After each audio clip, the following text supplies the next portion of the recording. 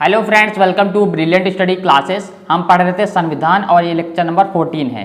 इस क्लास में हम राज्यसभा के बारे में पढ़ने वाले हैं। पिछली क्लास में हमने पार्लियामेंट के बारे में यानी कि संसद के बारे में डिटेल से पढ़ा था, लेकिन इस क्लास में हम राज्यसभा को डिटेल से कंप्लीट पढ़ने वाले हैं। यानी कि राज्यसभा क्या होती है, राज्यसभा की पावर और फंक्शन क्या होते हैं, राज्यसभा में सदस्य बनने के लिए क्या एलिजिबिलिटी है, राज्यसभा का कार्यकाल क्या होता है, यानी कि इसकी पावर क्या होती है, सब इसके बारे में हम डिस्कस करने वाले हैं। और किस आर्टिकल में दिया है यानी किस अनुच्छेद में दिया है। ठीक है, संविधान के भाग 5 में चैप्टर नंबर 2 में इसके बारे में दिया है, पार्लियामेंट के बारे में दिया है।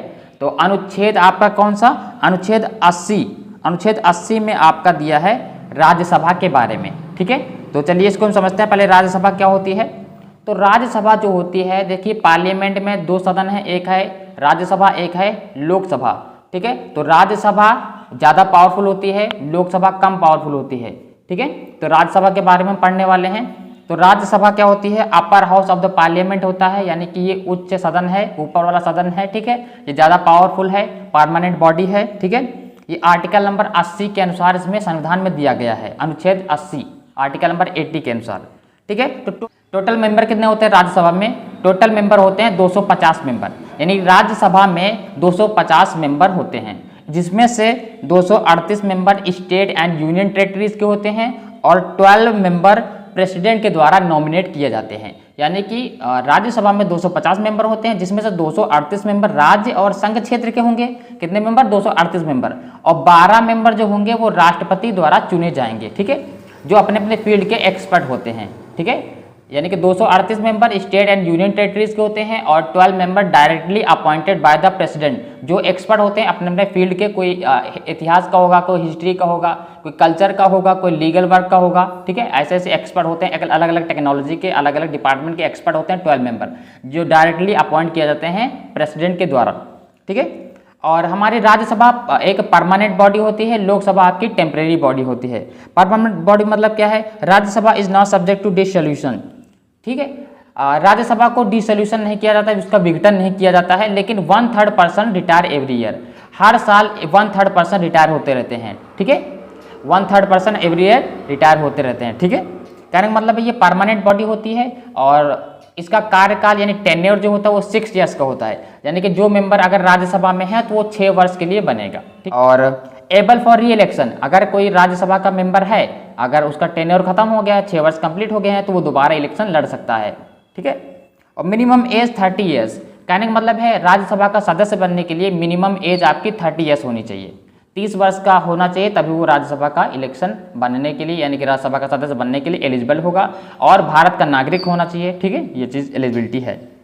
Rajya Sabha member are elected by the member of the legislative assemblies, Rajya Sabha के जो मेंबर होते हैं वो लेजिस्लेटिव असेंबली के द्वारा सिलेक्ट किए जाते हैं। ठीक है, अब बात करते हैं पावर क्या होती है, फंक्शन क्या होते हैं राज्यसभा का, की पावर क्या है, राज्यसभा की फंक्शन क्या है, क्या क्या काम करना है।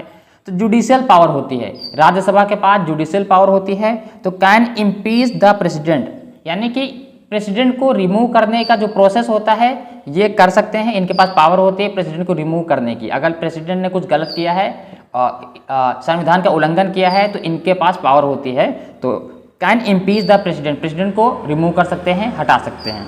कैन रिमूव द जज from the courts, impeachment of the जज, जो सुप्रीम कोर्ट के जज को भी रिमूव करना होगा तो इनके पास पावर होती है, वो उनको रिमूव कर सकते हैं अगर उन्होंने कुछ मिस्टेक की है या फिर कोई गलती की है। ठीक है, अमेंडमेंट पावर, कोई नया बिल बना सकते हैं, कॉन्स्टिट्यूशन में कुछ अमेंड कर सकते हैं। ठीक है, ये सब इनके पास पावर है। Legislative power, making of new law, new law बना सकते हैं, कोई नया कानून बना सकते हैं देश के लिए।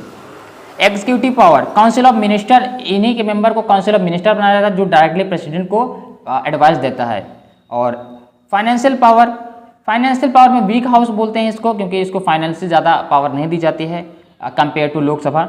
एंड इलेक्टोरल पावर, यानी कि इलेक्टोरल पावर मतलब क्या है, यही मेंबर और जैसे कि राज्यसभा के मेंबर, लोकसभा के मेंबर और लेजिस्लेटिव असेंबली के मेंबर मिलकर राष्ट्रपति का चुनाव करते हैं, तो इनके पास पावर होती है राष्ट्रपति को चुनने के लिए, तो ये इलेक्टोरल पावर इनको दी जाती है। ठीक है, तो इस क्लास में हमने सीखा है कि जो है राज्यसभा में 250 मेंबर होते हैं और Rajya Sabha upper house of the parliament है, परमानेंट बॉडी है और इसका टेन्योर 6 ईयर्स का होता है, 1/3 पर्सन एवरी ईयर रिटायर होते रहते हैं और क्या बताया है, और 250 मेंबर में से 238 member state and union territories के होते हैं, 12 member directly appointed by the president होते हैं। ये चीज़ हमने इसमें सीखा है। और पावर के बारे में सीखा है, तो इनकी जुडिशियल पावर होती है, लेजिस्लेटिव पावर होती है, अमेंडमेंट पावर होती है, एग्जीक्यूटिव पावर होती है, इलेक्टोरल पावर होती है। ये इनकी पावर के बारे में हमने डिस्कस किया है कि आर्टिकल नंबर 80 में दिया गया है इसके बारे में डिटेल से, संविधान में आर्टिकल नंबर 80 में। ठीक है, तो आज इस क्लास में बस इतना ही पढ़ते हैं। नेक्स्ट क्लास में हम लोकसभा के बारे में पढ़ेंगे, तो मिलते हैं नेक्स्ट क्लास में। Thank you class.